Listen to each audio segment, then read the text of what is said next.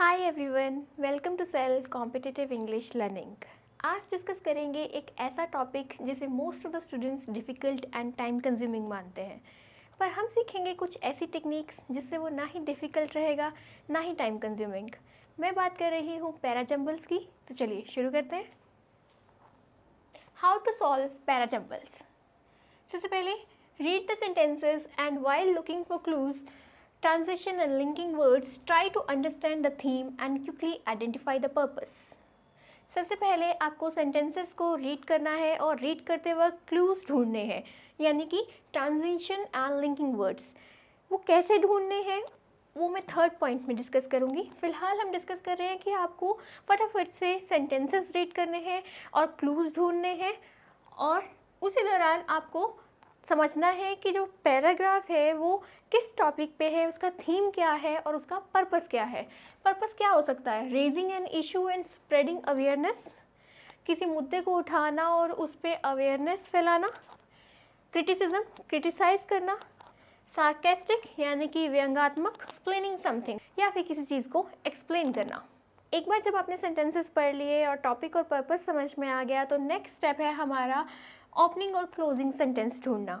कई बार पैराजम्बल्स इस तरह से होते हैं कि जिनमें फर्स्ट एंड लास्ट सेंटेंस दे रखा होता है, पर इन केस अगर नहीं दे रखा तो वो हम कैसे ढूंढ सकते हैं?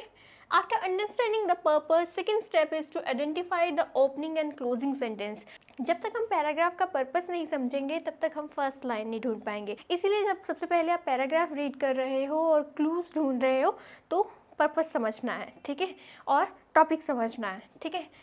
फिर उसके बाद फर्स्ट सेंटेंस ढूंढना है। अब फर्स्ट और लास्ट सेंटेंस ढूंढने के दो तरीके हैं। सबसे पहला तरीका जो है by scanning through the options को स्कैन करना है। जैसे एक बार आपने सेंटेंसेस रीड कर लिए तो उसके बाद आप ऑप्शंस को देखिए। अब जैसे ये एक एग्जांपल है ऑप्शंस का, इससे क्लियरली ही समझ में आ रहा है कि या तो स्टार्टिंग सेंटेंस बी होगा या सी होगा, है ना।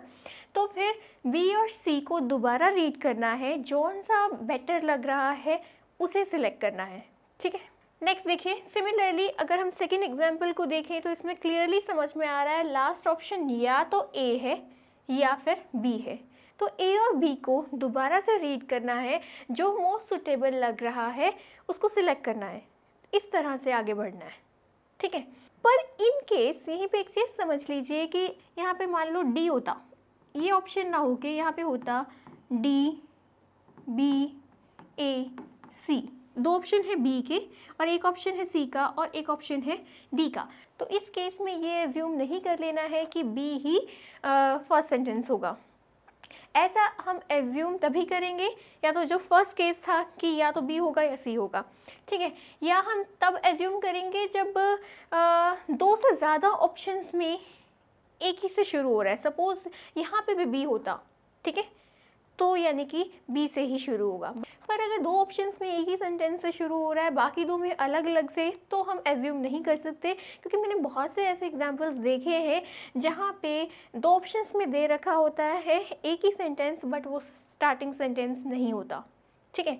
इसलिए हम ऐसा एज्यूम तभी करेंगे जब दो से ज़्यादा ऑप्शंस में होगा, या फिर दो ऑप्शंस में कुछ और, दो ऑप्शंस में कुछ और, यानी कि वहाँ पे हम एलिमिनेशन टेक्निक अप्लाई कर रहे हैं कि या तो ये या ये, तो फिर बेटर सुटेबल जो होगा उसको सिलेक्ट करेंगे, ठीक है। इतना समझ में आ गया, आगे चलता है। नेक्स्ट है moreover if 3 out of 4 options start or end with same option, for example A, there is good probability that A is the starting or last sentence.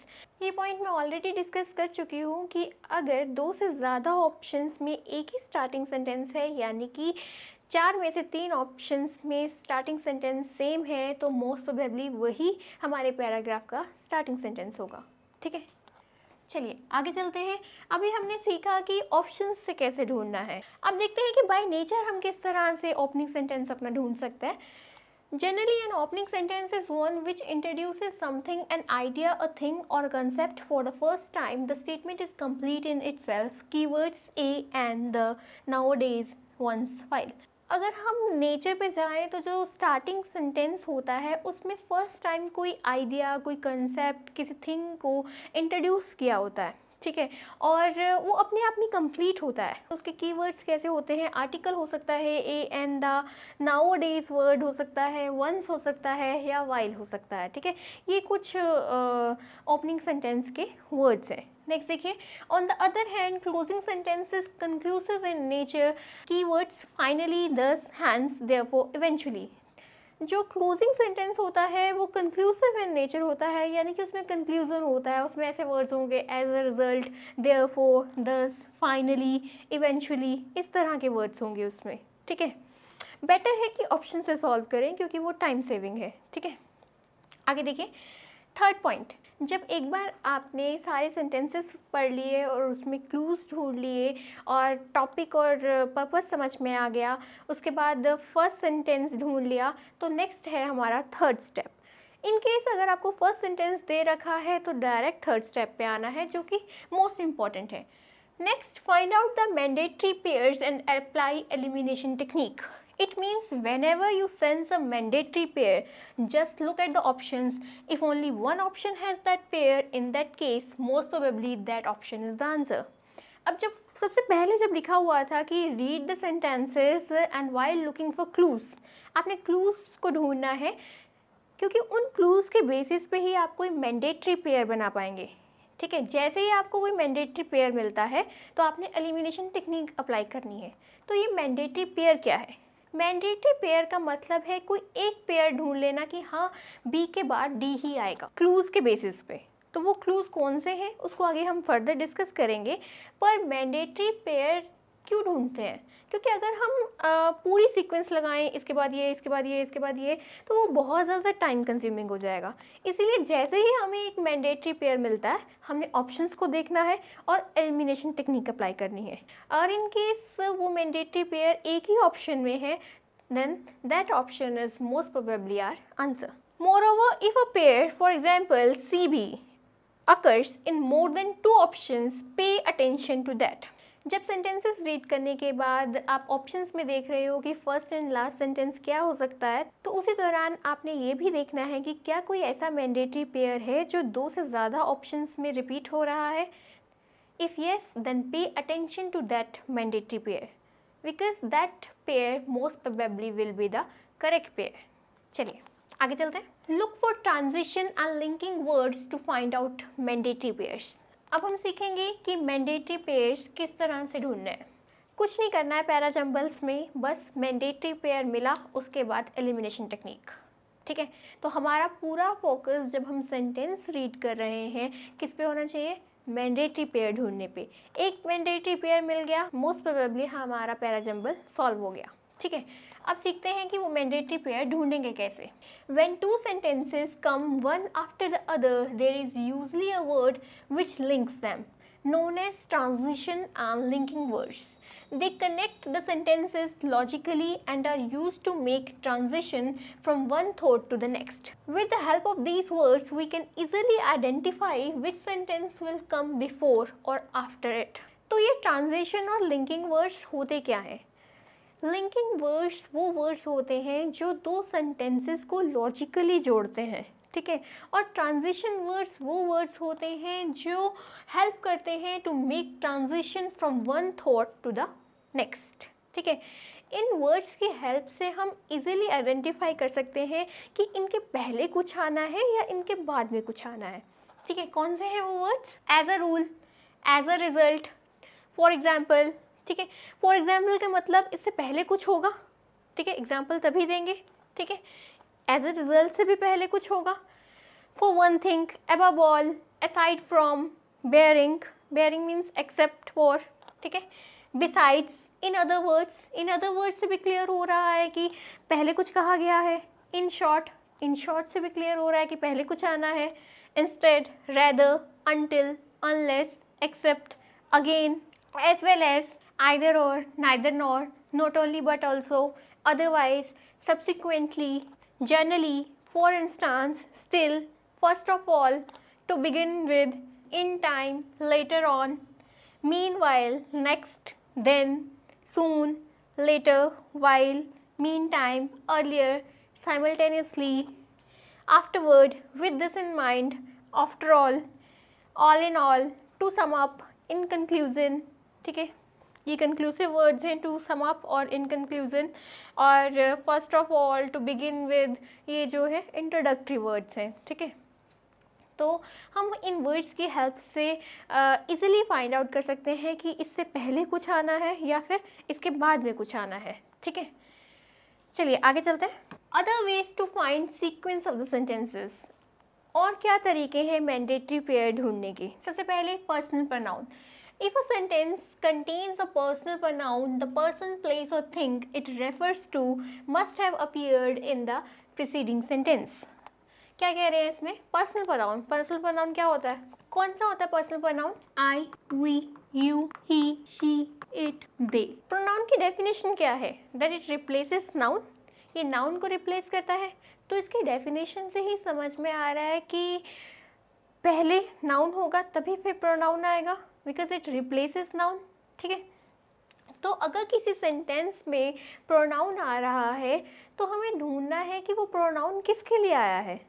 तो जिसके लिए आया है, जिस सेंटेंस में उसका इंट्रोडक्शन है, तो वो सेंटेंस पहले आएगा उस प्रोनाउन वाले सेंटेंस से।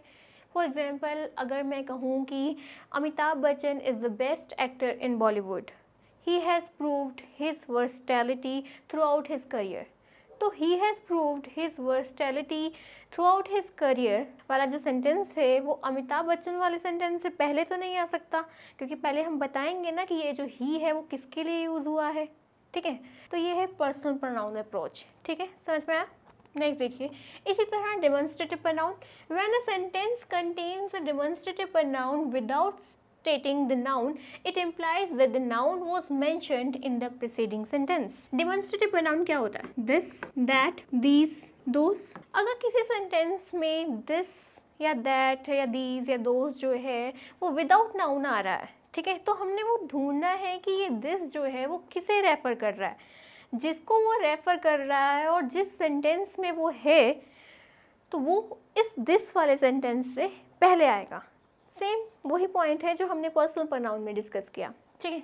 आगे देखिए, full form short form approach. If both full and short forms are present, the sentence having full form will come before the sentence containing short form. पूरे पैराग्राफ में फुल फॉर्म भी use हुई है और short form भी use हुई है। For example, एक पैराग्राफ है WHO पे, वर्ल्ड हेल्थ ऑर्गेनाइजेशन, एक सेंटेंस है जहाँ पे वर्ल्ड हेल्थ ऑर्गेनाइजेशन लिखा है, ठीक है, और एक सेंटेंस है जहाँ पे WHO लिखा है, ठीक है। तो जहाँ पे वर्ल्ड हेल्थ ऑर्गेनाइजेशन लिखा है वो सेंटेंस WHO वाले सेंटेंस से पहले आएगा, क्योंकि पहले हम एक बार बताएंगे ना कि WHO जो है वो किसके लिए यूज़ हुआ है, ठीक है, वो जो शॉर्ट फॉर्म है वो किसके लिए यूज़ हुई है। क्लियर है? तो ये है short form full form approach. जैसे WHO तो सबको ही पता है कि वर्ल्ड हेल्थ ऑर्गेनाइजेशन, कोई ऐसी शॉर्ट फॉर्म हो जो हम हर किसी को ना पता हो, तो इसलिए वो सेंटेंस पहले आता है जहाँ पे फुल फॉर्म यूज़ हुई है। क्लियर है? आगे देखिए, time sequence approach. Keep an eye on time indicating phrases like before, after, later, when. अगर कोई पैराग्राफ टाइम सीक्वेंस बेस्ड है, उसमें इवेंट्स मेंशन है ईयर वाइज, तो फिर हम उसको क्रोनोलॉजिकल ऑर्डर में ही सेट करेंगे।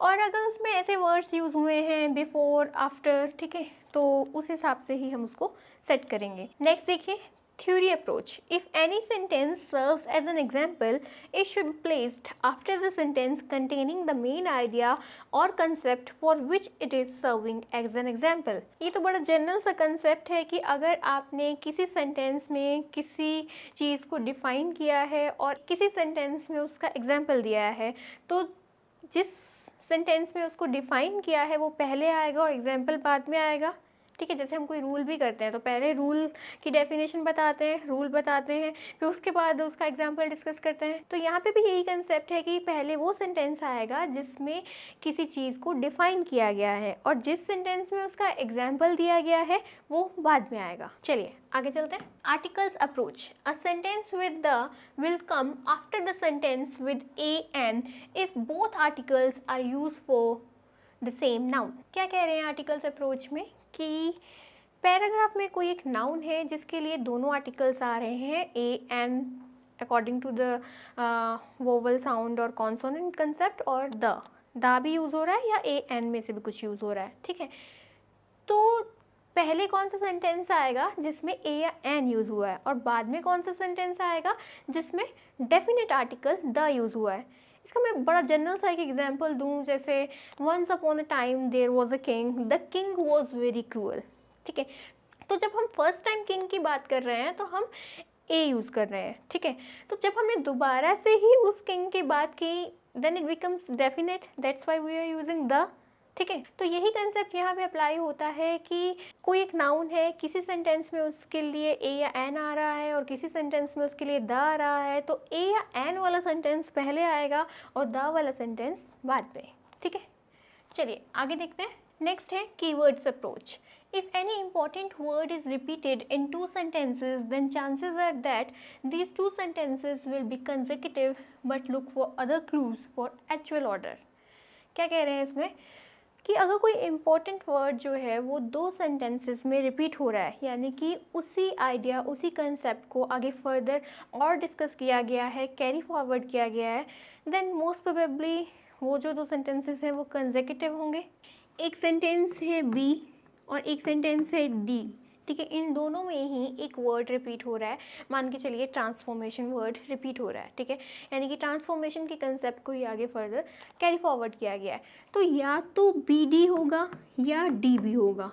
ये डिसाइड हम कैसे करेंगे? बाकी क्लूज़ के बेसिस पे, और जो हमने इतने डिस्कस किए और ये आगे फर्दर डिस्कस करने वाले हैं। यानी कि इस अप्रोच से सिर्फ ये डिसाइड होगा कि दो सेंटेंसेस कंसेक्यूटिव ऑर्डर में होंगे, पर लेकिन उनका एक्चुअल ऑर्डर क्या होगा उसके लिए और क्लूज चाहिए। नेक्स्ट देखिए, नेक्स्ट है structure approach. Keep in mind the structures. In structures को हमने माइंड में रखना है। Premise, continuation, support, example, conclusion. Generally जब हम कोई पैराग्राफ भी लिखते हैं तो उसमें सबसे पहले इंट्रोडक्शन होती है, उसके बाद में कंटिन्यूएशन, उसी को आगे फर्दर कैरी फॉरवर्ड करते हैं, फिर कोई सपोर्टिंग स्टेटमेंट देते हैं, फिर उसका कोई एग्जाम्पल देते हैं, और एंड में क्या होता है?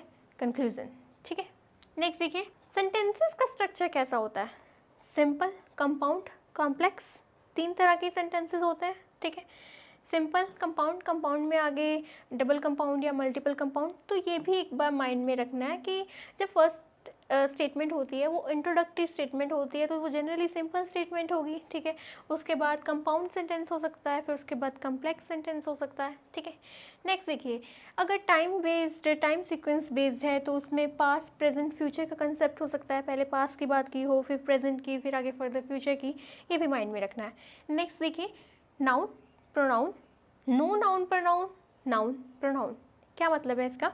एक पैराग्राफ है, उसमें एक नाउन है, कभी उसके लिए प्रोनाउन यूज़ हुआ है, कभी नाउन यूज़ हुआ है। ठीक है, तो सपोज सीक्वेंस ऐसे बन रही है, noun pronoun, no noun pronoun. एक बार नाउन आया, फिर उसके लिए नेक्स्ट सेंटेंस प्रोनाउन यूज़ हुआ है, फिर आगे जो सेंटेंस आ रहा है तो उसमें कोई नाउन प्रोनाउन नहीं आ रहा। ठीक है, तो फिर फर्दर जो सेंटेंस होगा ना, तो उसमें पहले प्रोनाउन नहीं आएगा, पहले फिर दोबारा से वही नाउन आएगा, फिर प्रोनाउन। समझ में आया? चलिए आगे चलते हैं। But, so, now. अगर तीन सेंटेंसेस हैं, कोई बट से शुरू हो रहा है, कोई नाउ से, कोई सो से, तो सीक्वेंस क्या होगी? But, so, now. ठीक है, जैसे एग्जांपल दूँ मैं, I was going on vacation but all of a sudden I became ill, so I postponed the plan, now I am fine and will go next week. ठीक है, तो सबसे पहले क्या था कि I was going on vacation but all of a sudden I became ill, so I postponed the plan. Now I am fine and going next week. समझ में आया? नेक्स्ट देखिए, initially then later या फिर initially eventually then. ठीक है, जैसे initially it was a lump, then it started paining, later it was discovered to be a tumor. Similarly, initially it was a lump, eventually it was cured, then all of a sudden it came back again. समझ में आया कि अगर time sequence based sentences हैं, किसी में initially use हुआ है, देन यूज़ हुआ है, लेटर यूज़ हुआ है, तो उन सेंटेंसेस की सीक्वेंस इनिशियली देन लेटर होगी, इनिशियली इवेंचुअली या देन होगी। ठीक है, चलिए आगे चलते हैं। नेक्स्ट है indicating words approach. Some words indicate specific nature of sentences that will come before or after. For example, indicating words approach, कुछ वर्ड्स हैं जो इंडिकेट करते हैं कि या इनके पहले कोई सेंटेंस आना है या इनके बाद में कोई सेंटेंस आना है। जैसे comparison indicating words, comparison indicating words, similarly, likewise. तो ये इंडिकेट करते हैं कि इनसे पहले कुछ आना है। कोई एक सेंटेंस है जो सिमिलरली से शुरू हो रहा है या लाइकवाइज से शुरू हो रहा है, इट मीन्स कोई कोई तो सेंटेंस होगा जो इससे पहले आ रहा होगा जिससे कंपैरिजन हो रहा है, ठीक है। Contrast contradiction words, on one hand, on the other hand, ठीक है। ऑन वन हैंड वाला सेंटेंस जो है वो पहले आएगा, या अकेला on the other hand use हुआ है तो इससे पहले कुछ आना है, ठीक है। But, yet, however, nevertheless, although, दो ऐसे वर्ड्स हैं जिनके बाद में कुछ आएगा, ठीक है। Additional information indicators, also, additionally, further, furthermore, in addition. तो ये ऐसे वर्ड्स हैं जो इंडिकेट करते हैं कि इनसे पहले कुछ आना है, ठीक है। ऑल्सो वाला सेंटेंस जो है वो बाद में होगा, उससे पहले कोई सेंटेंस होगा। नेक्स्ट देखिए, सीक्वेंस इंडिकेटर्स। ये तो बहुत इजी है, फर्स्टली, सेकेंडली, थर्डली, लास्टली से सेंटेंस शुरू हो रहे हैं तो पता ही है इसी ऑर्डर में अरेंज करने हैं, ऐसा जनरली क्वेश्चन आता नहीं है, ठीक है। नेक्स्ट देखिए, cause and effect, due to, as, since, in order to, because, so that, consequently, if, then, यानी कि कंडीशनल सेंटेंसेस। तो इफ़ क्लॉज जो है वो पहले आएगा और जो देन वाला पार्ट है, ऑल्दो देन यूज़ नहीं होता पर लेकिन जो देन वाला पार्ट है वो इफ़ क्लॉज के बाद में आएगा। सिमिलरली, कॉन्सिक्वेंटली से पता लग रहा है कि पहले कुछ आएगा, ठीक है। नेक्स्ट देखिए, carry forward words, and, so, moreover. इसका मतलब है कि हम उसी कंसेप्ट को आगे फर्दर और डिस्कस कर रहे हैं, ठीक है। तो यानी कि इनसे पहले कुछ आना है। नेक्स्ट देखिए, इंट्रोडक्टरी वर्ड्स, ये हमने पहले भी डिस्कस कर लिया। ए, एंड, द, नाउअडेज, बिगनिंग, ये स्टार्टिंग में हो सकते हैं। तो इन अगर कहीं ये यूज़ हुए हैं तो फर्स्ट सेंटेंस हो सकता है वो पैराग्राफ का। सिमिलरली, कंक्लूसिव वर्ड्स, फाइनली, दस, हैंस, देयरफॉर, इवेंचुअली, क्लियरली, अगर किसी सेंटेंस में ऐसे वर्ड्स यूज़ हुए हैं तो वो पैराग्राफ का लास्ट सेंटेंस हो सकता है, ठीक है।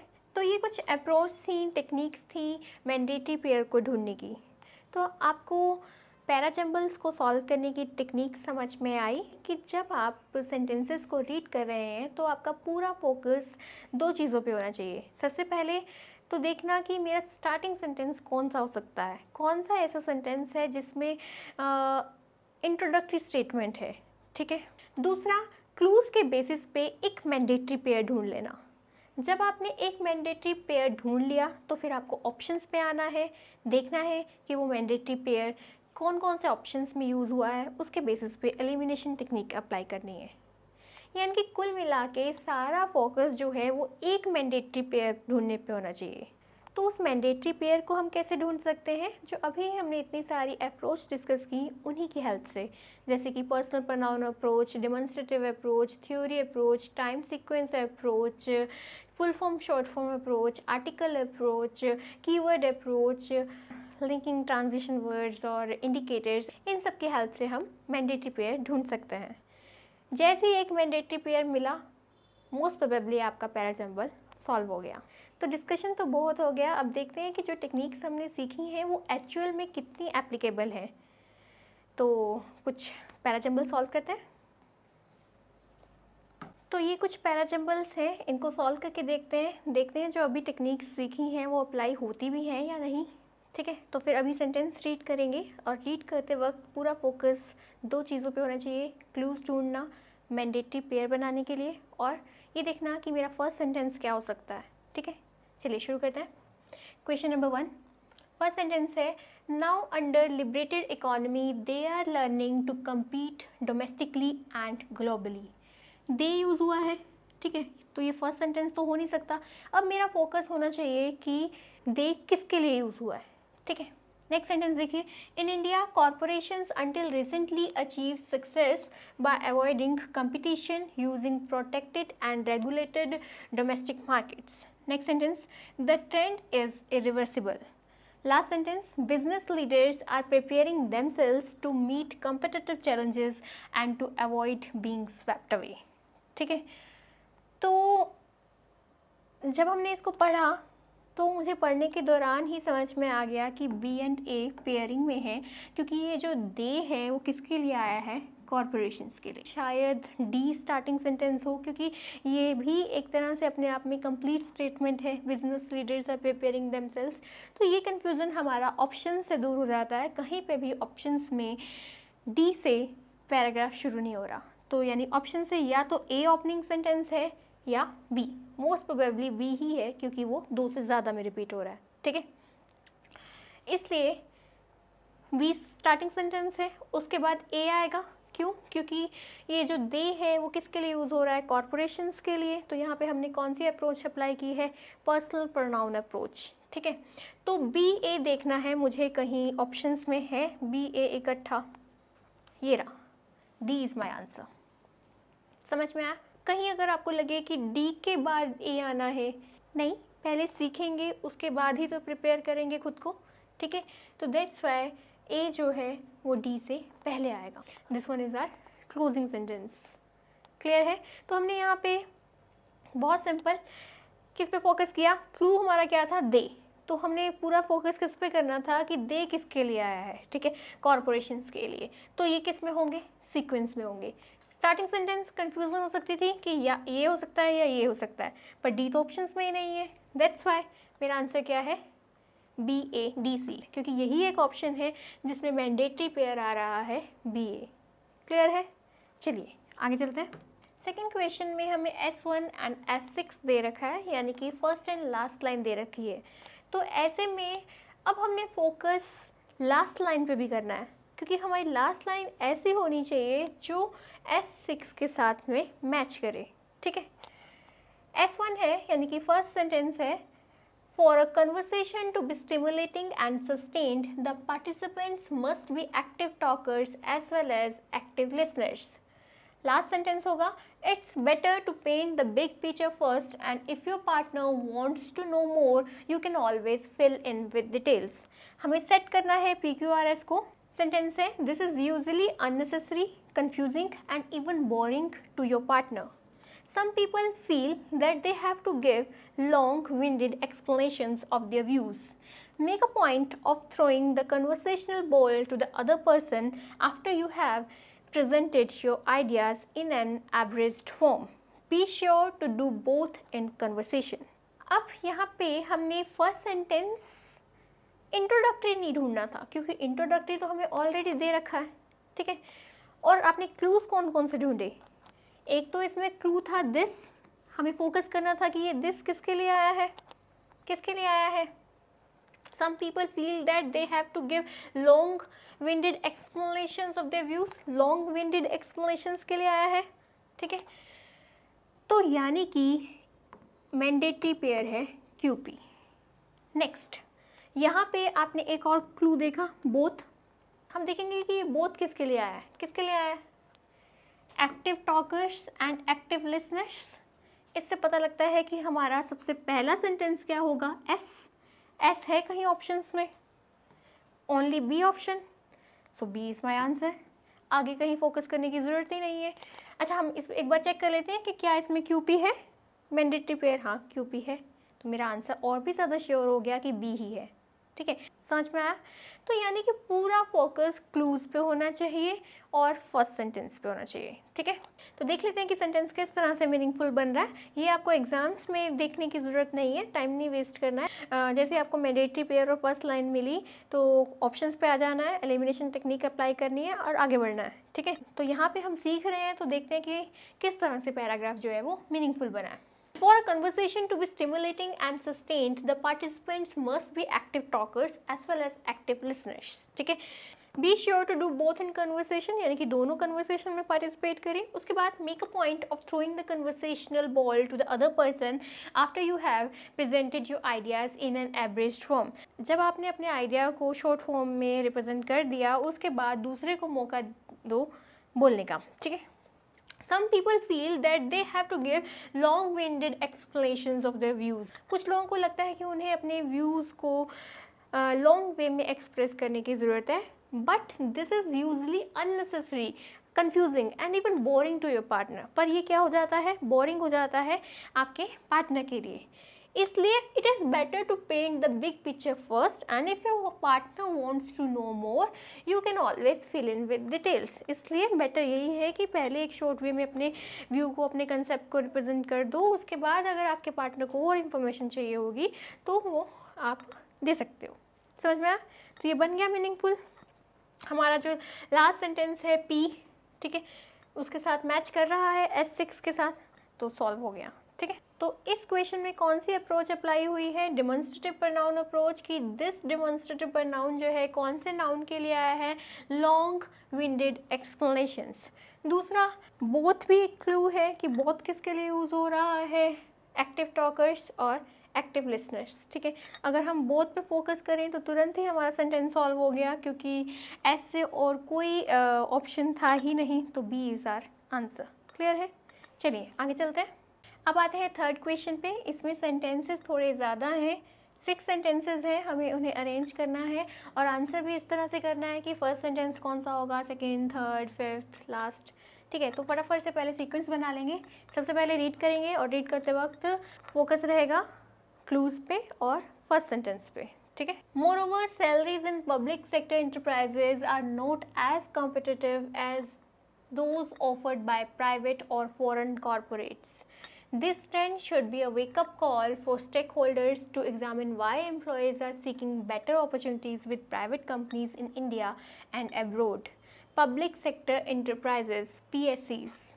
देखने से ही समझ में आ गया कि इसमें इसको इंट्रोड्यूस किया गया है, full form short form approach apply होगी। ठीक है, तो most probably this will be the first sentence. आगे पढ़ते हैं और Public sector enterprises, PSCs, have been experiencing severe challenges in attracting, motivating, and retaining their key staff. Having identified these as the reasons employees leave PSAs, it is important empower stakeholders to find ways to remedy the situation. One reason is that young employees lured away to private firms are more willing to undertake professional risks. Employees in specialist roles especially have become increasingly difficult to retain. सबसे पहले full form short form approach से clear हो गया कि जहाँ पे public sector enterprises के बारे में बात की गई है वही मेरा फर्स्ट सेंटेंस होगा। ठीक है, तो सी इज़ द फर्स्ट सेंटेंस। ठीक है, क्या कह रहे हैं इसमें कि PSCs have been experiencing severe challenges in attracting, motivating and retaining their key staff. ठीक है, आगे फर्दर इस रिटेन के ही आइडिया को कैरी फॉरवर्ड कहाँ किया गया है? एफ में। Employees in specialist roles especially have become increasingly difficult to retain. ठीक है, तो एक पेयर बन गया सी और एफ। नेक्स्ट आपने वन रीज़न इज दैट पे फोकस किया। वन रीज़न इज दैट का मतलब है कि कोई और रीज़न भी दे रखा है, तो हमें ढूंढना है कि कोई और रीज़न कहाँ दे रखा है, किस किस सेंटेंस में रीज़न दे रखा है। इसमें तो कह रहे हैं कि आइडेंटिफाई कर लिया रीजंस को, यानी इसमें रीज़न नहीं दे रखा। ठीक है, इसमें दे रखा है moreover salaries in public sector enterprises are not as competitive, कि सैलरी भी वहाँ पे इतनी अच्छी नहीं है जितनी प्राइवेट सेक्टर में है। ठीक है, और एक रीज़न है कि यंग एम्प्लॉयज़ जो हैं वो रिस्क लेने में नहीं डरते। ठीक है, यानी कि एक मैंडेटरी पेयर बन गया ई ए। ठीक है, और उसके बाद having identified these as a reasons. ठीक है, employees leave PSS, it is important. अब ये रीजंस आइडेंटिफाई कर लिए, यानी कि इसके बाद क्या आएगा? डी। ये हमें क्लियर हो गया। आगे CF भी कर लिया, यानी कि हमें बी को कहीं फिट करना है। बी क्या है? This trend should be a wake up call for stakeholders to examine why employees are seeking better opportunities. कि इसमें कह रहे हैं कि एम्प्लॉयज़ जो हैं पब्लिक सेक्टर इंटरप्राइजेस को छोड़ के जा रहे हैं, स्पेशली कौन से जा रहे हैं? जो स्पेशलिस्ट रोल्स में हैं। ठीक है, तो ये एक पेयर था, दैट इज़ CF। ठीक है, फिर उसको कह रहे हैं इस ट्रेंड की बात की गई है कि ये trend should be a wake up call for stakeholders to examine कि क्यों जा रहे हैं। रीजंस तो हमने ढूंढ लिए, पहले तो यही लाइन आएगी ना कि क्यों जा रहे हैं, बाद में रीजंस बताएंगे। ठीक है, तो यानी कि इनसे पहले आएगा बी, तो सीक्वेंस सेट हो गया CF BEAD। समझ में आया? अब इनको क्विकली आंसर कर लेते हैं। What is the first sentence? C. Which should be the second sentence? F. Which should be the third sentence? B. Which should be the fifth sentence? A. Which should be the last sentence? D. ठीक है, समझ में आया? फटाफट से sequence set कर लेनी थी। सबसे पहले तो इसमें कौन सी अप्रोच अप्लाई हो रही थी? Full form short form approach. Full form short form से क्लियर था कि जहाँ पे फुल फॉर्म को एक्सप्लेन किया गया है वो सेंटेंस पहले आएगा। That's why this was my opening sentence, क्योंकि इसमें ये एक इंट्रोडक्टरी स्टेटमेंट थी जिसमें प्रॉब्लम को डिस्कस किया जा रहा था कि एम्प्लॉयज़ जो हैं पब्लिक सेक्टर एंटरप्राइजेस में छोड़ के जा रहे हैं। ठीक है, फिर हमें एक मैंडेटरी पेयर मिल गया 2 रीजंस वाला, फिर उसके बाद हैविंग आइडेंटिफाइज दीज रीजंस। ठीक है, तो मैंडेटरी पेयर की हेल्प से ये सॉल्व हो गया, क्योंकि फिर लास्ट में सिर्फ दिक्कत रह गई थी बी को सेट करने की। बी जो है वो था कि जब ये ट्रेंड आइडेंटिफाई हो गया फिर रीजंस ढूंढने हैं, तो जो रीजंस बताए हैं तो उससे पहले ही आना था वो लाइन। तो ठीक है, क्लियर है? चलिए आगे चलते हैं। 4th क्वेश्चन है, इसमें भी S1 एंड S6 यानी कि फर्स्ट एंड लास्ट स्टेटमेंट दे रखी है, हमने बीच वालों को सेट करना है। ठीक है, फर्स्ट सेंटेंस है the third 5-year plan ran into rough weather from the very start. Next, large funds had to be diverted from development to defense. Food situation became critical and prices began to rise steep after the Indo-Pak conflict.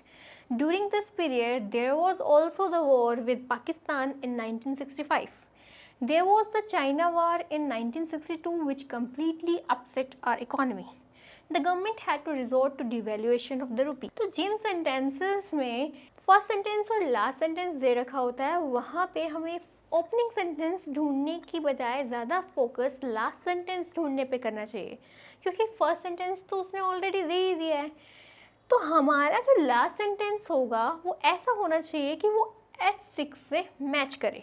ठीक है, दूसरा यहाँ पे जो clue था सबसे बड़ा, also the war, यानी कि इसका मतलब कहीं और भी वॉर की बात की है। ऑल्सो जो है वो एडिशनल वर्ड है ना, यानी कि वो बाद में आएगा, इससे पहले कुछ आना है। तो पहले वॉर की बात कहाँ की है? There was the China war in 1962 which completely upset our economy. During this period there was also the war with Pakistan in 1965। ठीक है, तो यानी कि मुझे एक मैंडेटरी पेयर मिल गया SR। अब देखते हैं ऑप्शंस में कहाँ कहाँ है SR। हाँ, यहाँ है, इसमें नहीं है, इसमें नहीं है। तो 2 पे तो एलिमिनेशन टेक्निक अप्लाई हो गई, अब 2 रह गए। मैंने बोला था कि जहाँ पे S1 एंड S6 दे रखा होता है हम ज़्यादा फोकस किस पे करेंगे? लास्ट सेंटेंस ढूंढने पे। एक में कह रहे हैं Q, एक में कह रहे हैं R, दोनों को रीड करते हैं। तो कौन सा ज़्यादा सीक्वेंस में जा रहा है कि प्राइस इतनी बढ़ गई और फूड सिचुएशन जो है वो क्रिटिकल हो गई, इसलिए गवर्नमेंट को क्या करना पड़ा? Devaluation of the rupee. ठीक है, तो कौन सी मैच कर रही है? क्यू जो है वो S6 से मैच कर रही है। दैट्स वाई हमारा आंसर क्या होगा? ए। समझ में आया यहाँ पे क्या अप्लाई हुआ है? हमने फोकस फर्स्ट सेंटेंस पे क्यों नहीं किया? क्योंकि यहाँ पे कंफ्यूजन हो रहा था, large funds had to be diverted from development to defence, या फिर there was the China war in 1962। ठीक है, तो दोनों ही एक तरह से ओपनिंग सेंटेंसेस लग रहे थे, अपने आप में कंप्लीट सेंटेंसेस लग रहे थे। इसीलिए जब S1 एंड S6 दे रखा हो तो ऐसे में ओपनिंग सेंटेंस ढूंढने की बजाय ज़्यादा फोकस लास्ट सेंटेंस पे करो कि कौन सा जो है वो लास्ट वाले सेंटेंस गिवन S6 से मैच कर रहा है। ठीक है, दूसरा यहाँ पे जो क्लू था वो था, एक तो टाइम सीक्वेंस अप्रोच, यानी कि 1962 वाला सेंटेंस 1965 से पहले आएगा। दूसरा ऑल्सो वाला सेंटेंस जो है यानी कि इससे पहले कुछ और आना है। ठीक है, दैट्स वाई हमारा मैंडेटरी पेयर था SR। ठीक है, फिर उसके बाद हमने एलिमिनेशन टेक्निक अप्लाई किया। उसके बाद हमने देखा कि लास्ट सेंटेंस कौन सा हो सकता है। दिस पीरियड, कौन सा पीरियड? Third 5-year plan. ठीक है, क्लियर है? चलिए आगे चलते हैं। 5th क्वेश्चन है, if you have seen a little line of text on websites that says something like customers who bought this also enjoyed that. You have experienced this collaborative filtering firsthand. Next, the problem with these algorithms is that they don't take into account a host of nuances and circumstances that might interfere with their accuracy. Next, if you just bought a gardening book for your cousin, you might get a flurry of links to books about gardening recommended just for you. The algorithm has no way of knowing you hate gardening and only bought the book as a gift.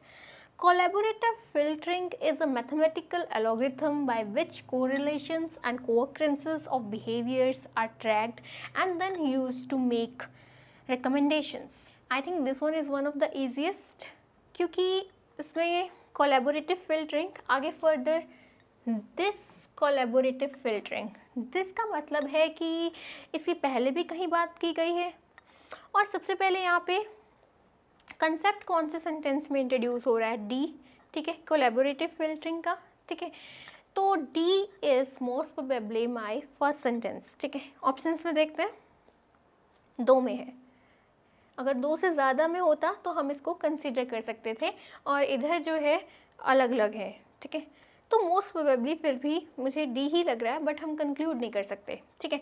तो mandatory pair देखते हैं, mandatory pair तो sure है कि D के बाद ए आना है क्योंकि डी में जो है कोलैबोरेटिव फिल्टरिंग को एक्सप्लेन किया गया है, आगे फर्दर ए में उसका एग्जाम्पल दिया गया है कि कोलैबोरेटिव फिल्टरिंग क्या होती है। तो एक मैंडेटरी पेयर मिल गया डी ए। अब देखते हैं कि डी ए कहाँ कहाँ पे है, इसमें नहीं है, इसमें है, इसमें है, इसमें है, तीन में है, it means D A is a mandatory pair. आगे further the problem with these algorithms, यानी कि इस एलोग्रिथम की पहले भी कहीं बात की गई है, इसी सेंटेंस में की गई थी, मैथमेटिकल एलोग्रिथम, ठीक है।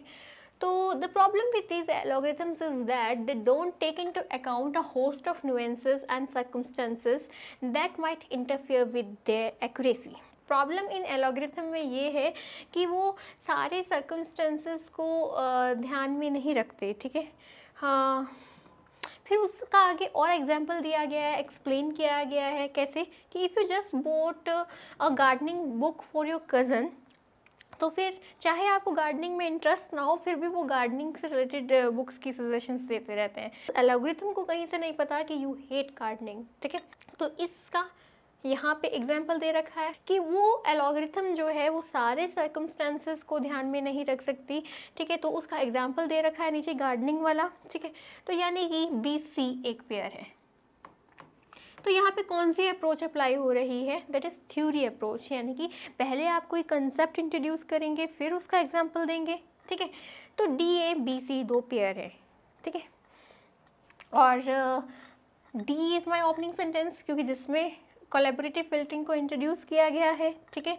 आगे फर्दर उसी को और डिस्कस किया गया है, तो D is my opening sentence, ठीक है। तो डी ए बी सी यानी कि बी इज़ माई आंसर, ठीक है, क्लियर है। तो इन दो में कन्फ्यूज़न थी तो कहीं से भी सी एग्जाम्पल पहले नहीं आ सकता, पहले कंसेप्ट आएगा, that's why B C, so D A B C is the answer. तो यहाँ पर जो अप्रोच अप्लाई हुई है वो है थ्योरी अप्रोच, यानी कि पहले कंसेप्ट इंट्रोड्यूस करेंगे फिर उसका एग्जाम्पल देंगे, ठीक है। और जो क्लू एक और था वो था दिस कोलैबोरेटिव फिल्टरिंग का मतलब है कि कोलैबोरेटिव फिल्टरिंग की कहीं और भी बात हुई है। ये क्या है, डिमॉन्स्ट्रेटिव प्रोनाउन, तो उससे पहले नाउन आएगा, कोलैबोरेटिव फिल्टरिंग, ठीक है, दिस वन, क्लियर है।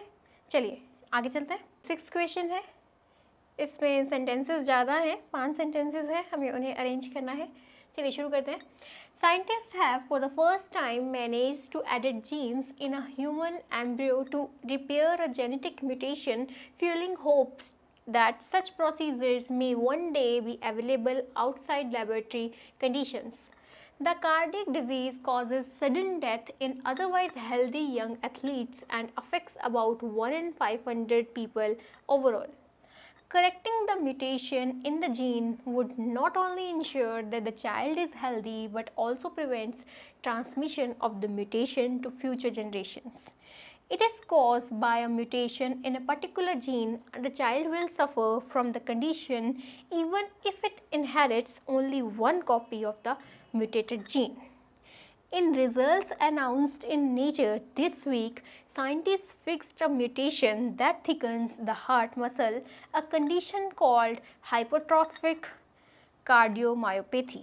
तो ये थोड़ा सा कॉम्प्लेक्स लग रहा है पर फिर भी सॉल्व करने की कोशिश करते हैं। तो आपको कौन कौन से क्लूज़ यहाँ पे मिले? मुझे तो 3 क्लू मिले। सबसे पहला हाइपरट्रॉफिक कार्डियोमायोपैथी। इसी कंडीशन को आगे फर्दर डिस्कस किया गया है कि ये क्या होता है, एक कार्डियक डिजीज होता है। तो यानी कि एक मैंडेटरी पेयर क्या है, ई बी। सेकेंड जो क्लू था वो था इट, ठीक है। इट किसके लिए आ रहा है, कार्डियक डिजीज के लिए, ठीक है। तो यानी कि ई बी, उसके बाद क्या आएगा, D. It is caused by a mutation. What is caused by a mutation, the cardiac disease, ठीक है। नेक्स्ट थर्ड जो क्लू था वो था द चाइल्ड और अ चाइल्ड। यानी कि यहाँ पे कौन सी अप्रोच अप्लाई हो रही है, आर्टिकल अप्रोच। मैंने डिस्कस किया था कि अगर किसी नाउन के लिए आर्टिकल ए या एन भी आ रहा है और द भी आ रहा है, तो जहाँ पे ए या एन आ रहा है वो पहले आएगा और द वाला सेंटेंस बाद में आएगा। तो यानी कि ए वाला सेंटेंस डी पहले आना है, फिर उसके बाद क्या आना है, सी। तो इतना तो ये इतना मैंडेटरी पेयर बन गया, ई बी डी सी, ठीक है। मैं इसमें ओपनिंग सेंटेंस नहीं ढूंढ पाई क्योंकि मुझे दोनों में कंफ्यूजन है कि scientist have for the first time manage to edit वाला फर्स्ट सेंटेंस होगा या in results announced in nature. तो ये तो इतना पेयर तो ऐसे ही रहना है, ठीक है, ई बी डी सी। तो हम देखते हैं ई बी डी सी कहाँ पे है सीक्वेंस में। ई बी डी सी कौन कौन से ऑप्शंस में है, ई बी डी सी यहाँ नहीं है, ठीक है। ई बी डी सी यहाँ पे भी नहीं है, ई बी डी सी यहाँ है, ई बी डी सी यहाँ पे भी नहीं है। So this is my answer, ठीक है। तो A will be the opening sentence, ठीक है। मुझे कंफ्यूजन था ए ओपनिंग सेंटेंस होगा या ई ओपनिंग सेंटेंस होगा, तो इस चीज़ को हम इस तरह से भी क्लियर कर सकते हैं कि जब ये पेयरिंग में रहना है तो अगर हम ई को ओपनिंग सेंटेंस बना रहे हैं तो यानी कि ए लास्ट सेंटेंस, ए लास्ट सेंटेंस तो किसी कंडीशन में नहीं हो सकता, ठीक है, मैच नहीं कर रहा, ठीक है। दूसरा, अगर हम ई से शुरू करते हैं तो फिर बाद में ए को बीच में कहाँ फिट करेंगे, ठीक है, क्लियर है। चलिए आगे चलते हैं। चलिए क्वेश्चन नंबर 7 है, impartiality and objectivity are fiendishly difficult concept. Fiendishly का मतलब होता है अनप्लीजेंटली या फिर कॉम्प्लिकेटेडली difficult concepts that can cause all sorts of injustices even if transparently implemented. Next, it encourages into bubbles of people we know and like while binding us to different perspectives, but the deeper problem of transparency lies in the words and much more. Twitter's website says that tweets you are likely to care about most will show up first in your timeline based on accounts you interact with most, tweets you engage with, and much more. We are only told some of the basic principles and we can't see the algorithm itself, making it hard for citizens to analyze the system sensibly or fairly or be convinced of its impartiality and objectivity. तो इसमें कौन सा clue मिला आपको, कौन सी approach apply हो रही है, much more, impartiality and objectivity, impartiality and objectivity. यानी कि ये दो सेंटेंसेस इकट्ठे रहेंगे, ये दो सेंटेंसेस इकट्ठे रहेंगे, या डी ए होगा या ए डी होगा, ठीक है, या सी बी होगा या बी सी होगा, ठीक है, वो हम पढ़ के देख सकते हैं। तो चलो रीड करते हैं इन सेंटेंसेस को। We are only told some of the basic principles and we can't see the algorithm itself, making it hard for citizens to analyse the system sensibly और फेयरली और be convinced of its impartiality and objectivity.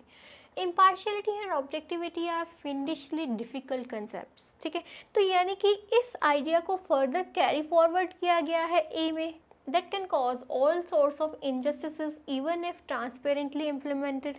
यानी कि D A pairing बन रहा है क्योंकि D में impartiality and objectivity को इंट्रोड्यूस किया गया, आगे फर्दर उसको कैरी फॉरवर्ड किया गया ए में। तो हमारा एक मैंडेटरी पेयर क्या हो गया, डी ए। नेक्स्ट देखिए, Twitter website says that tweets you are likely to care about most will show up first in your timeline based on accounts you interact with most, tweets you engage with, and much more. It encourages into bubbles of people we know and like while binding us to different perspectives, but the deeper problem of transparency lies in the words and much more. तो same यहाँ पे much more को introduce किया गया है, आगे further carry forward किया गया है बी में, तो मैंडेटरी पेयर क्या बनेगा, सी बी। अब देखते हैं कि मैंडेटरी पेयर्स है कहाँ, डी ए सी बी नहीं है, डी ए सी बी नहीं है, डी ए सी बी है, डी ए सी बी है। तो यानी कि अब कंफ्यूजन रह गया कि पहले कौन सा आएगा, डी ए आएगा या सी बी आएगा। तो इसको हम बहुत इजीली सॉल्व कर सकते हैं, क्योंकि अगर हम डी से शुरू करते हैं तो इसमें अगर हम ध्यान दें, इट्स इम्पार्शियलिटी एंड ऑब्जेक्टिविटी। किसकी इम्पार्शियलिटी एंड ऑब्जेक्टिविटी, ट्विटर के बारे में ही तो है ये सारा। तो इससे क्लियर होता है कि जो सी बी वाला मैंडेटरी पेयर है वो पहले आना है, इसलिए हमारा आंसर क्या होगा, डी। क्लियर है। तो यहाँ पे कौन सी अप्रोच अप्लाई हो रही है, कीवर्ड अप्रोच। एक वर्ड जो एक और सेंटेंस में रिपीट हो रहा है, तो उसको रीड करने के बाद हमने सीक्वेंस डिसाइड की, सीक्वेंस के बाद ऑप्शन से देखा कि दो मैंडेटरी पेयर्स तो मिल गए, बट सेंटेंस किससे शुरू होगा, सेंटेंस उससे शुरू होगा जिसकी बात हो रही है, दैट इज़ ट्विटर। क्लियर है। चलिए आगे चलते हैं। चलिए क्वेश्चन नंबर 8 है, while you might think that you see or are aware of all the changes that happen in your immediate environment, there is simply too much information for your brain to fully process everything. Psychologists use the term change blindness to describe this tendency of people to be blind to changes though they are in the immediate environment. It cannot be aware of every single thing that happens in the world around you. Sometimes big shifts happen in front of your eyes and you are not at all aware of these changes. तो कौन सा clue मिला आपको, it pronoun use हुआ है, किसके लिए use हुआ है, ब्रेन के लिए। तो इट मीन्स एक मैंडेटरी पेयर मिल गया, ए सी, क्योंकि पहले नाउन आएगा फिर ही प्रोनाउन आएगा। Next, sometimes big shifts happen in front of our eyes and you are not at all aware of these changes. ठीक है, in front of your eyes and you are not aware, यानी कि blindness, change blindness। ठीक है, eyes की बात हो रही है, आगे further blindness। ठीक है, कंसेप्ट इंट्रोड्यूस हुआ है, तो यानी कि नेक्स्ट पेयर हो गया डी बी। एक पेयर है ए सी, एक पेयर है डी बी। अब आते हैं ऑप्शंस पे, ए सी डी बी यहाँ पे भी है, ए सी डी बी यहाँ पे भी है, ए सी बी डी, यानी है ये कट, ये तो बिल्कुल ही कट। ठीक है, दो ऑप्शंस में कन्फ्यूज़न रहेगी, तो वही वाली कन्फ्यूज़न जैसे पिछले क्वेश्चन में थी कि पहले कौन सा आएगा, ए सी वाला पेयर आएगा या डी बी वाला पेयर आएगा। ठीक है, डी से सेंटेंस को शुरू करें तो इसमें sometimes big shifts happen in front of our eyes, तो इतना अच्छे से कंसेप्ट क्लियर नहीं हो रहा कि हम किस चीज़ के बारे में बात कर रहे हैं, जितना कि ए सेंटेंस में while you might think that you see or are aware of all the changes that happen in your immediate environment, there is simply too much information for your brain to fully process everything। यानी कि यहाँ पे brain की भी बात करने से clear हो रहा है कि कह रहे हैं कि रोज़ ही हमारी लाइफ में इतने चेंजेस होते हैं कि हम सबको नोटिस नहीं कर पाते। ठीक है, तो इसमें कंसेप्ट जो है वो बेटर क्लियर हो रहा है। So A seems to be better introductory statement, जिसमें हम ब्रेन की भी बात कर रहे हैं। यहाँ पे डी पॉइंट में इतना क्लियर नहीं हो रहा कि हम किस बारे में बात कर रहे हैं। ठीक है, that's why A seems to be the better introductory statement and at the same time B seems to be the concluding statement, कि सारे कंडीशंस डिस्कस करने के बाद फाइनली बता रहे हैं कि इस चीज़ को बोलते क्या है, दैट इज़ चेंज ब्लाइंडनेस। ठीक है, so A is our answer. ठीक है, क्लियर है। यहाँ पे एक चीज़ नोटिस करनी है कि इमीडिएट इन्वायरमेंट दो सेंटेंसेस में रिपीट हो रहा है। हमने कीवर्ड अप्रोच में डिस्कस किया था कि अगर कोई कीवर्ड दो सेंटेंसेस में रिपीट होता है तो मोस्ट प्रोबेबली वो दो सेंटेंसेस जो होते हैं वो सीक्वेंस में होते हैं। तो यहाँ पे ऐसा नहीं है, ए और बी जो हैं वो सीक्वेंस में नहीं है। ऐसा इसलिए नहीं है क्योंकि इमीडिएट इन्वायरमेंट को डिस्कस नहीं किया जा रहा। ठीक है, अगर इमीडिएट इन्वायरमेंट को ही आगे फर्दर डिस्कस किया होता तो वो सीक्वेंस में होते। यहाँ पे मेरा जो डिस्कशन का पॉइंट है वो है चेंज ब्लाइंडनेस और चेंज ब्लाइंडनेस की कंडीशंस। दैट्स वाई ये जो है वो सीक्वेंस में नहीं है। ठीक है, अप्रोच अप्लाई करनी है, कंसेप्ट अप्लाई करना है, पर अकॉर्डिंग टू द पैराग्राफ। चलिए आगे चलते हैं। क्वेश्चन नंबर 9 है, इसमें भी S1 एंड S6 यानी कि फर्स्ट एंड लास्ट स्टेटमेंट दे रखी है, हमें बीच के सेंटेंसेस को अरेंज करना है, ठीक है। फोकस ज़्यादा किस पे रहेगा, लास्ट सेंटेंस पे, ठीक है, जो कि S6 से मैच हो। चलिए शुरू करते हैं। Indian media still has not matured as far as election coverage goes. There is nothing wrong in the unbiased, non-caste and non-communal reporting. Today it is common for public relations firms to cultivate journalists and planting stories. At the same time, nobody has addressed to the menace of corruption in the media itself. In such a scenario, the reader feels shortchanged as unbiased election coverage is not available. Press conferences are used openly for giving gifts and bribes to journalists. तो कौन कौन से clues मिले आपको? सबसे पहले तो eight the same time. Eight the same time एक ऐसा लिंकिंग वर्ड है जो इंडिकेट करता है कि इससे पहले कुछ होगा। तो पहले क्या होगा? Today it is common for public relations firms to cultivate journalist and planting stories. तो यानी कि मुझे एक पेयर मिल गया PQ। At the same time, nobody has addressed to the menace of corruption in the media itself. Next देखिए, press conferences are used openly for giving gifts। ये जो ये लाइन है ये इस चीज़ का एग्जाम्पल है, ठीक है। पहले कंसेप्ट डिस्कस किया गया कि मीडिया में ही करप्शन है। करप्शन कैसे है कि ओपनली गिफ्ट्स एंड ब्राइब्स दिए जाते हैं जर्नलिस्ट को। तो इस लाइन का ये एग्जाम्पल है, ठीक है। पहले ही कंसेप्ट आएगा फिर एग्जाम्पल, यानी कि क्यू के बाद क्या आना है, एस। तो मुझे एक पेयरिंग मिल गई PQS, ठीक है। नेक्स्ट देखिए, इन सच अ सिनेरियो पढ़ने से क्या लग रहा है that it is a conclusive statement, that's why क्या होगा R। ये तो हमने पूरा ही ऐसे सॉल्व कर लिया। कहीं है PQSR फर्स्ट वन ही है, ठीक है। अगर हम ऑप्शन से देखते हैं तो हमने मैंडेटरी पेयर बनाया था दैट इज़ PQS कहाँ है, PQS इसमें नहीं है, इसमें भी नहीं है, इसमें भी नहीं है, तब भी हमारा आंसर यही है, ठीक है। और इन सच सिनेरियो वाली लाइन जो है वो मैच कर रही है लास्ट से, there is nothing wrong, that's why our answer is A, PQSR। तो यहाँ पे कौन सी अप्रोच अप्लाई हुई है, that is linking word at the same time, clear है। और आगे फर्दर थ्योरी अप्रोच, इस लाइन का ये एग्जाम्पल है, press conferences are use openly for giving gifts and bribes, clear है। चलिए आगे चलते हैं। चलिए क्वेश्चन नंबर 10 है, इसमें भी सेंटेंसेस ज़्यादा हैं, 6 हैं, 6 को सीक्वेंस में लगाना है। चलिए शुरू करते हैं। As soon as we realize this fact, we will understand that it is very important to choose a system of education which will really prepare children for life. But we can already see that free education for all is not enough. Education is not an end but a means to an end. In many modern countries, it has for some time been fashionable to think that by free education for all, one can solve all the problems of society and build a perfect nation. In other words, we do not educate children only for the purpose of educating them, the purpose is to fit them for life.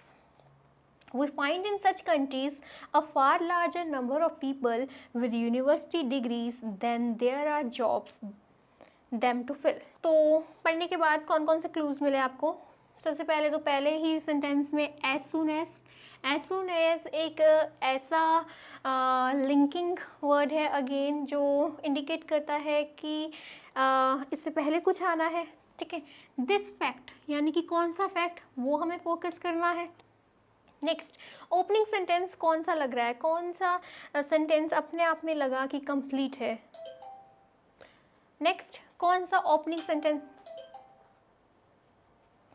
Next कौन सा opening sentence लग रहा है, कौन सा sentence लग रहा है कि अपने आप में कंप्लीट है। C, education is not an end but a means to an end. और इसके पेयरिंग में कौन सा जा रहा है, ये स्टेटमेंट अपने आप में कंप्लीट तो है पर इतनी ज़्यादा एक्सप्लेन नहीं है, क्लियर नहीं है कि क्या, ठीक है। तो इसलिए इन अदर वर्ड्स भी एक ऐसा क्लू है कि जिससे पता लगता है इससे पहले कुछ आना है, ठीक है। तो यानी कि education is not an end but a means to an end. In other words we do not educate children only for the purpose of educating them, the purpose is to fit them for life. तो यानी कि हमें एक mandatory pair मिल गया CE।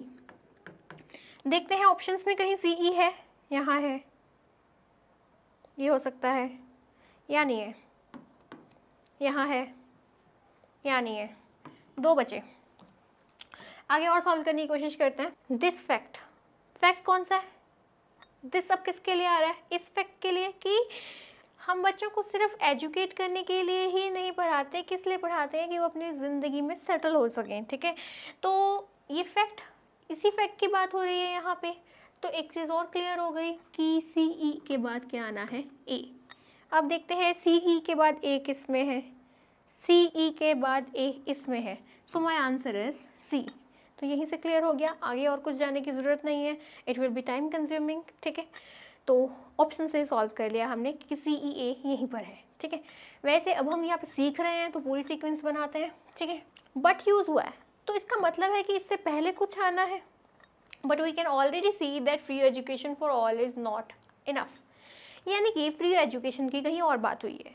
तो free education की बात कहाँ हुई है? यहाँ, है ना। तो ये वाला सेंटेंस इससे पहले आएगा, तो हमें नेक्स्ट मैंडेटरी पेयर भी मिल गया, दैट इज डी बी।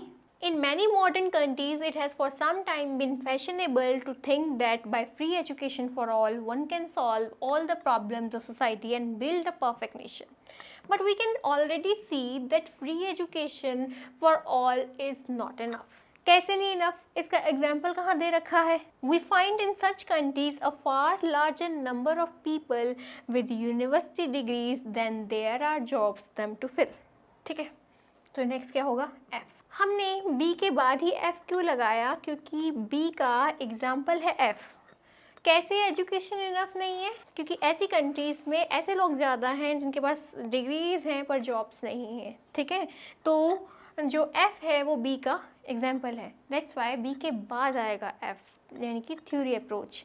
तो C E A D B F is our answer. Clear है? बट हम ऑप्शन से सॉल्व करेंगे टाइम सेव करने के लिए। क्लियर है? एक बार एक मैंडेटरी पेयर मिल गया, उसके बाद ऑप्शंस पे आना है और एलिमिनेशन टेक्निक अप्लाई करनी है। एक सीक्वेंस खुद से सेट नहीं करनी है, it will be very time consuming. Exam में टाइम सेव करना होता है, यहाँ पे हम कर रहे हैं क्योंकि हम सीख रहे हैं, समझ रहे हैं, ठीक है। चलिए आगे चलते हैं। चलिए 11th क्वेश्चन है, self-management is thus defined as the individual's ability to manage the symptoms, treatment, physical and psychological consequences, and lifestyle changes inherent in living with a chronic condition. Most people with progressive diseases like dementia prefer to have control over their own lives and health care for as long as possible. Having control means, among other things, that patients themselves perform self-management activities. Supporting people in decisions and actions that promote self-management is called self-management support, requiring a cooperative relationship between the patient, family and the professionals. चलिए कौन कौन से clues मिले आपको? सबसे पहला 10 का मतलब है कि सेल्फ मैनेजमेंट की पहले भी कहीं बात हुई है। कहाँ हुई है? यहाँ, यानी कि सी जो है ए से पहले होगा, ठीक है। आगे देखिए, to have control, having control repeat हो रहा है, तो यहाँ पे कौन सी अप्रोच अप्लाई हो रही है? Keyword approach. तो हम देखेंगे सीक्वेंस क्या बनेगी, बी सी या सी बी। फर्दर कहाँ पे डिस्कस किया गया है? Most people with progressive diseases like dementia prefer to have control over their own lives and health care for as long as possible. Having control means, यानी कि have control को B part में introduce किया गया है और सी में further discuss किया गया है। तो फर्दर डिस्कस जो वाला जो है वो बाद में आएगा। तो सीक्वेंस क्या बनेगी? B C. तो हमें एक मैंडेटरी पेयर मिल गया, दैट इज बी सी। कहाँ कहाँ आ रहा है? सब में ही आ रहा है, ठीक है। चलिए आगे चलते हैं। Having control means, among other things, that patients themselves perform self-management activities. Self-management is thus defined as self-management activities। आगे further फिर self-management को define किया है, यानी कि C के बाद A आएगा, ठीक है। तो अब देखते हैं BCA कहाँ कहाँ है। BCA यहाँ नहीं है, कट। BCA यहाँ पे भी नहीं है, BCA यहाँ पे भी नहीं है। My answer is D. अब देखते हैं कैसे। Self management is this defined as the, यहाँ पे सेल्फ मैनेजमेंट को इंट्रोड्यूस किया गया था, आगे फर्दर सेल्फ मैनेजमेंट को यहाँ पे डिस्कस किया गया है कि is this defined as the individual ability to manage the symptoms, treatment, physical and psychological consequences and lifestyle changes inherent in living with a chronic condition. आगे फर्दर सेल्फ मैनेजमेंट को discuss करने के बाद फिर फर्दर जो discussion है वो किस पे हुआ है, that is self management support. ठीक है, supporting people in decisions and actions that promote self management is called self management support. ठीक है, वहाँ पे सेल्फ मैनेजमेंट को डिस्कस करने के बाद फिर फर्दर सेल्फ मैनेजमेंट सपोर्ट को डिस्कस किया गया है, दैट्स वाई डी जो है एक ही बाद में आ रहा है। ठीक है, तो इसमें हमने जब एक बार मैंडेटरी पेयर बना लिया था तो उसके बाद में कहीं पे भी कंफ्यूजन ये नहीं था कि ये डी स्टार्टिंग सेंटेंस हो सकता है, क्योंकि उससे पहले तो हम सेल्फ मैनेजमेंट को डिस्कस करेंगे, उसके बाद ही तो सेल्फ मैनेजमेंट सपोर्ट को डिस्कस करेंगे। ठीक है, दैट्स वाई ए पहले होगा। और दूसरा ये भी क्लियर था कि ए जो है वो तब तक नहीं आएगा जब तक सी नहीं आएगा, दैट्स वाई स्टार्टिंग सेंटेंस क्या होगा, B. Most people with progressive diseases like dementia prefer to have control over their own lives। तो यहाँ पे कौन सी अप्रोच अप्लाई हो रही है, कीवर्ड अप्रोच की हैव कंट्रोल वहाँ पे यूज़ हो रहा था, तो यहाँ पे भी क्या आ रहा था, हैविंग कंट्रोल। इसको फर्दर डिस्कस किया जा रहा था, दैट्स वाई मैंडेटरी पेयर बन रहा था बी सी। आगे फर्दर सेल्फ मैनेजमेंट को यहाँ पे डिस्कस किया था, 10 से क्लियर हो रहा था कि उसको पहले भी कहीं बात हुई है। 10 एक ऐसा वर्ड है, ठीक है, जो इंडिकेट करता है कि उससे पहले भी कहीं बात हुई है। ठीक है, तो वो पहले आना था, तो अगले मैंडेटरी पेयर बन गया बी सी ए। क्लियर हुआ आपको? चलिए आगे चलते हैं। 12th क्वेश्चन है, it was his taxpayers who had to shell out as much as $1.6 billion over 10 years to employees of failed companies. Companies in many countries routinely engage in such activities, which means that the employees are left with unpaid entitlements. Deliberate and systematic liquidation and then restarting the business is called phoenixing. The Australian Minister for Revenue and Services discovered in an audit that phoenixing had cost the Australian economy between 2.9 billion and 5.1 billion last year. तो ये तो काफ़ी easy है, इसमें कौन सा clue मिला आप? एक तो हिज प्रोनाउन यूज़ हो रहा है, देखना है कि कौन से नाउन के लिए आया है। दूसरा सच एक्टिविटीज़, तो देखेंगे कि कौन सी एक्टिविटीज़ पहले वो आएंगी। ठीक है, इसमें भी पहले नाउन आएगा, इससे पहले नाउन वाला सेंटेंस आएगा, इसमें भी पहले वो सेंटेंस आएगा जहाँ पे उन एक्टिविटीज़ का जिक्र किया है। कौन सी activities? Deliberate and systematic liquidation, plural में है। ठीक है, तो प्लूरल में होना चाहिए डेलिब्रेट एंड सिस्टमेटिक लिक्विडेशन। तो यहाँ पे मुझे एक मैंडेटरी पेयर मिल गया अपना, that is C B. Similarly next mandatory pair जो बनता है वो ये है कि ये वाला सेंटेंस पहले नहीं हो सकता, क्योंकि हम देखेंगे कि हिज किसके लिए आया, the Australian minister for revenue and services के लिए। ठीक है, तो यानी कि दूसरा मैंडेटरी पेयर हो गया डी ए। अब देखते हैं सी बी और डी ए। अभी ये फाइनल नहीं हुआ है कि ओपनिंग सेंटेंस कौन सा होगा, वैसे मैंडेटरी पेयर्स मिल गए हैं, that is C B D A. C B D A यहाँ पे है, सी बी डी ए उल्टा कर दिया, ये नहीं है, C B D A, D A है, सी बी नहीं है, ये भी गलत हो गया। सी बी है, डी ए नहीं है, ये भी गलत हो गया। तो यहीं से सॉल्व हो गया, आंसर ये है। सोचने नहीं पड़ा कि फर्स्ट सेंटेंस कौन सा होगा, फर्स्ट सेंटेंस है सी। फर्स्ट सेंटेंस वैसे अब हम डिस्कस करते हैं सी ही क्यों है। फर्स्ट सेंटेंस एक पेयर था सी बी, एक पेयर था डी। ठीक है, कन्फ्यूज़न था कि सी से शुरू करें या डी से शुरू करें। ठीक है, तो सी से ही क्यों शुरू किया, डी से क्यों नहीं? तो इसका आंसर ये है कि इस कॉल्ड फोनिक्सिंग और यहाँ पे भी फोनिक्सिंग आ रहा है, तो पहले बताएंगे ना कि क्या चीज़ होती है फोनिक्सिंग, फर्दर तभी उसको डिस्कस करेंगे। ठीक है, दैट्स वाई सी जो है वो ओपनिंग सेंटेंस होगा। क्लियर है? चलिए आगे चलते हैं, इजी था ये तो। 13th एंड लास्ट क्वेश्चन है, they would rather do virtuous side projects assiduously as long as these would not compel them into doing their day jobs more honorably or reduce the profit margins. they would fund a million of the buzzwordy programs rather than fundamentally question the rules of their game or alter their own behavior to reduce the harm of the existing distorted, inefficient and unfair rules. Like the dieter who would rather do anything to lose weight than actually eat less, the business elite would save the world through social impact investing and philanthrocapitalism. Doing the right thing and moving away from their win-win mentality would involve real sacrifice. Instead, it's easier to focus on their pet projects and initiatives. Okay, पढ़ने में थोड़ा सा complicated लग रहा है, तो कौन से क्लूज नोटिस किया आपने? प्रोनाउन दे, तो हमें ढूंढना है कि दे किसके लिए आया है? बिजनेस एलीट के लिए, तो ऑफ कोर्स सी जो है इनसे पहले आएगा. Like the dieter who would rather do anything to lose weight than actually eat less, the business elite would save the world through social impact investing and philanthrocapitalism. यानी कि business elite क्या है? Invest करेगा तो यानी कि इस idea को फर्दर कैरी फॉरवर्ड कहाँ किया गया है? They would fund a million of the buzzwordy program. Invest fund है ना, तो यानी कि एक मैंडेटरी पेयर मिल गया CB. अब देखते हैं CB कहाँ कहाँ है. यहाँ नहीं है,